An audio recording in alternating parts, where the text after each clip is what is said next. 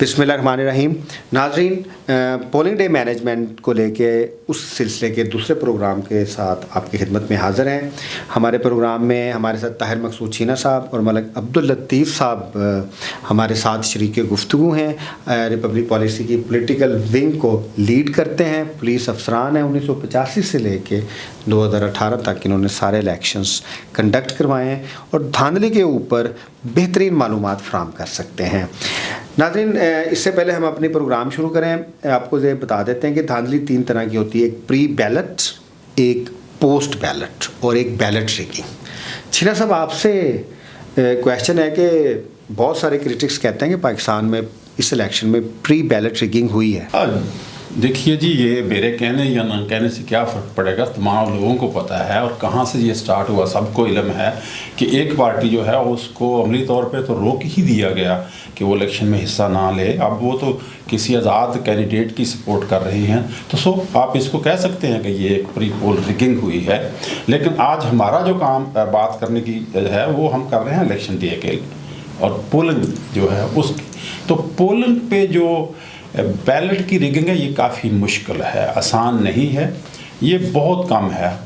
और इस वक्त अगर वहाँ पे जो कैंडिडेट हैं उनके जो पोलिंग एजेंट हैं वो वहाँ पे बैठे हुए हैं तो मुमकिन नहीं है कि जो बैलेट रिगिंग हो सके। मलिक साहब, आपसे ही, क्योंकि primarily it is about ballot rigging.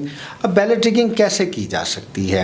क्योंकि उसके पीछे स्टैंप लगेगी असिस्टेंट प्रिजाइडिंग ऑफिसर की, फिर फाइल्स हैं, काउंटर फाइल्स हैं, फिर काउंट होगा, फिर रीकाउंटिंग भी हो सकती है। तो बैलेट्स तो आपको ओरिजिनली पूरे करने पड़ेंगे, उसमें मार्जिन आ सकता है, एरर आ सकता है 2 से 5%, इससे ज़्यादा तो नहीं हो सकता। कि आपके ख्याल में बैलेट रिगिंग भी हो सकती है?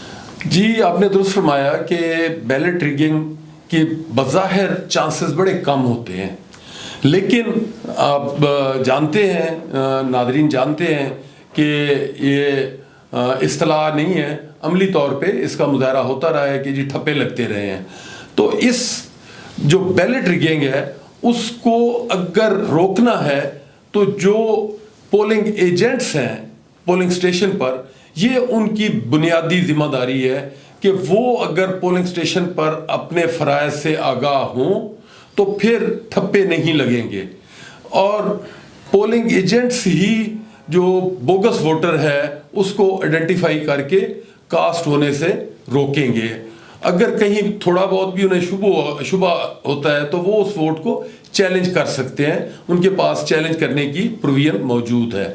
तो बुनियादी तौर पे पोलिंग डे पे जो इस बैलेट रिगिंग को रोका जा सकता है अच्छे तरीके से, तो वो पोलिंग एजेंट का ही काम है। पोलिंग एजेंट जितना एक्टिव होगा, जितना वो अपनी खलूस नीयत, खलूस दिल से वो ड्यूटी करेगा, तो बैलेट रिगिंग उतने उसके चांसेस कम हो जाएंगे। जी नाज़रीन, इसलिए जो पोलिंग एजेंट्स हैं उनकी ट्रेनिंग, उनकी विजिलेंस और उनके अपने उम्मीदवार और पार्टी के साथ जो वाबस्तगी है वो बहुत ज़्यादा ज़रूरी है। इसलिए रिपब्लिक पॉलिसी ने ये सजेस्ट किया था कि लॉयर्स, पॉलिटिकल वर्कर्स और पढ़े लिखे नौजवान जो हैं वो बेहतर पॉलिटिकल एजेंट्स हो सकते हैं, ख़ास तौर पे ख़वातीन पोलिंग स्टेशन पे जहाँ पे धांधली ज़्यादा होती है। चलिए साहब, आपसे क्वेश्चन है, एक पार्टी को 1 लाख वोट पड़ता है, फ़र्ज़ करें एक सपोजिशन है, दूसरी पार्टी को 50,000 वोट पड़ता है, एक उम्मीदवार को 1 लाख, दूसरे उम्मीदवार को 50,000, जो 50,000 का गैप है, क्या ठप्पा लगने से पूरा हो सकता है? मेरा नहीं ख्याल कि ऐसा हो सकता है। 200-400 की तो बात करें तो समझ आती है, 50,000 का गैप जो है ये मुमकिन नहीं है। जी, इसमें आप देख लें छिल साहब, पोस्टल बैलेट्स में कुछ हो सकती है मैनूवरिंग, फिर जो लोग मर गए होते हैं उनकी मैनूवरिंग हो सकती है, कुछ इम्पर्सनेशन हो जाती है, लेकिन ये मार्जिन आप कहाँ तक देखते हैं, कितने परसेंटेज हो सकता है? मेरा नहीं ख्याल। देखिए, देखो इम्पर्सनेशन जो है ये अगर वहाँ पे पोलिंग एजेंट ऐसा है जिसको इलाके से आगाही है, लोगों को जानता है, तो ये मुमकिन नहीं है। ये ख़वातीन में कुछ हो सकता है लेकिन बहुत कम है। मैं कहता हूँ ये लेस देन 1% है। और अगर ये गैप बढ़ता जाता है एक कैंडिडेट का दूसरे कैंडिडेट के साथ, तो उतने ही उसके चांसेस कम हो जाते हैं कि कोई बैलेट रिगिंग हो। जी, अब आखिरी क्वेश्चन, मलिक साहब आप ज़रा इसको कंक्लूड कीजिएगा।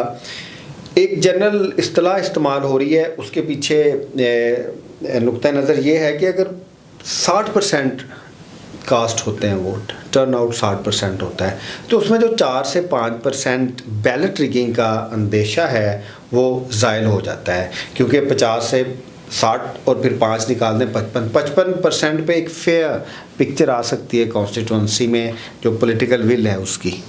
जी दुरुस्त फरमाया आपने कि जितनी ज़्यादा कास्टिंग होगी, फिर देखिए ये जो बैलेट रिगिंग है या इस किस्म की जो मैनूवरिंग है उसके चांसेस उतने कम हो जाएंगे। ये जो बैलेट रिगिंग है या कोई कह लें कि जी पोस्टल बैलेट या इस किस्म के, ये जहाँ पे मार्जिन जो है वो चंद 100 से लेके 4-5 हज़ार तक का अगर विनिंग मार्जिन हो तो उसको तो मैनूवर किया जा सकता है। जहाँ पे 50,000 40,000 की लीड हो तो उसको इन हथकंडों से मैनेज नहीं किया जा सकता। मेरी अपनी ज़ाती तौर पे नाज़रीन से ये इल्तिजा है, इस्तदा है कि वो अपना इखलाकी और आइनी फरीज़ा पूरा करें और पोलिंग डे पे जाके पोलिंग स्टेशन पे अपना हक़ राय दही ज़रूर इस्तेमाल करें। जो कास्टिंग है वो जितनी ज़्यादा से ज़्यादा होगी आपको उतना अच्छा मुकाबला भी मिलेगा और फिर रिगिंग के चांसेस उतने कम होते जाएंगे। जी सीना साहब, कंक्लूड कर दें आप अपना पॉइंट ऑफ व्यू भी, क्योंकि रीकाउंट होता है 3 दिन के अंदर ना, रीकाउंट भी हो सकता है। तो पिछले इलेक्शन में भी बहुत सारी रीकाउंटिंग होगी। अगर रीकाउंटिंग हो तो उस वक्त तो साफ पता चल जाता है कि कौन सा बैलेट ओरिजिनल है, कौन सा ओरिजिनल नहीं है, तो फिर बैलेट रिगिंग तो बहुत मुश्किल है। जी बिल्कुल, यही तो मैं बात कर रहा हूँ कि बैलेट रिगिंग बहुत मुश्किल है।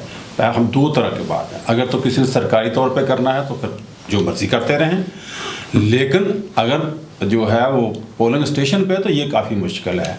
आप भी देखिए रिटर्निंग अफसर के पास जो है वो पोस्टल बैलेट जो है वो भी आएंगे, उनको शामिल करने के बाद जो है वो रिजल्ट जो है वो इनफैक्ट जो आता है वो आता है।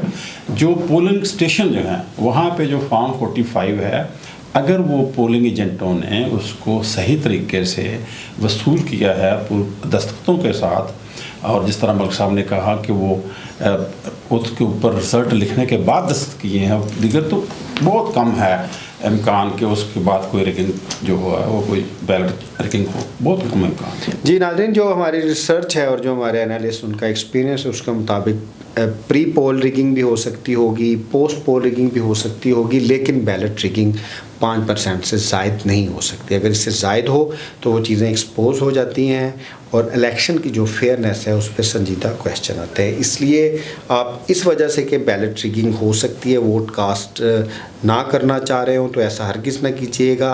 आपके वोट कास्ट करने से ही रिगिंग ख़त्म होगी। आखिर में अगर आपको हमारा चैनल पसंद आए तो उसको ज़रूर सब्सक्राइब कर दीजिए। आपका बहुत शुक्रिया। अल्लाह हाफ़िज़। अल्लाह हाफ़िज़।